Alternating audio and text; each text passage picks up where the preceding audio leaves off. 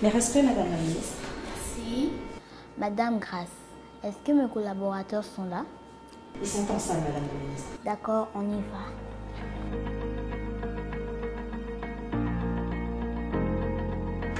Mesdames et messieurs, Madame la Ministre.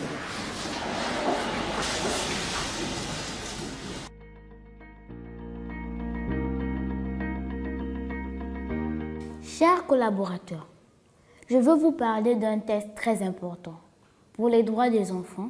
Dernièrement, le Comité des droits des enfants a rédigé un document appelé « Observation générale » numéro 26, qui explique au gouvernement comment les droits des enfants sont liés à l'environnement et au changement climatique et ce que le gouvernement doit faire pour les protéger. Les enfants ont joué un rôle essentiel dans la création de cette observation générale. Les deux documents qui vous ont été remis sont la Convention relative aux droits de l'enfant.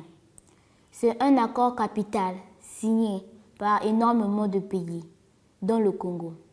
L'autre document, c'est donc l'Observation générale numéro 26, qui est comme un nouveau chapitre de la Convention relative aux droits des enfants. Vous le voyez, ce sont des textes essentiels pour les enfants du Congo.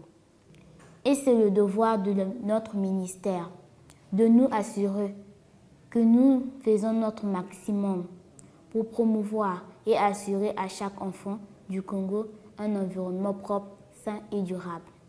À ce sujet, quelles sont vos propositions?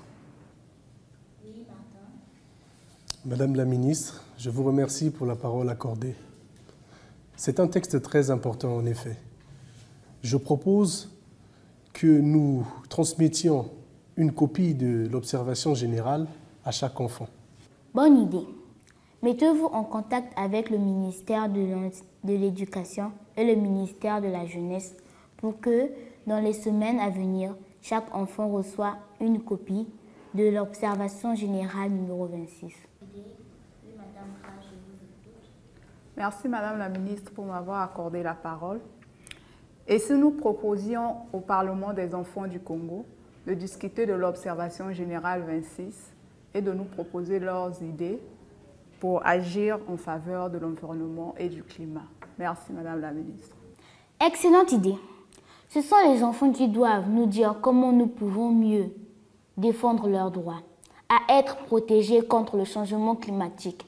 Mettons-nous à l'écoute des enfants.